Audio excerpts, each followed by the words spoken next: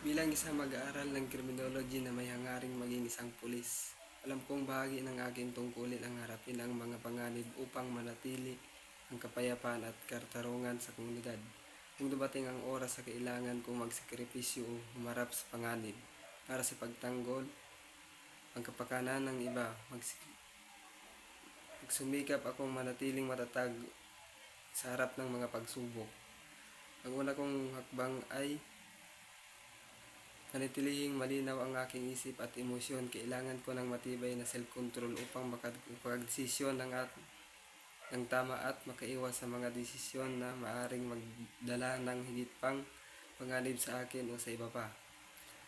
Malaga ang pagpapalaga sa kapakanan ng mga inosente at gagawin ko ang lahat upang masiguro ang kanilang kaligtasan bago ang aking sariling kaligtasan.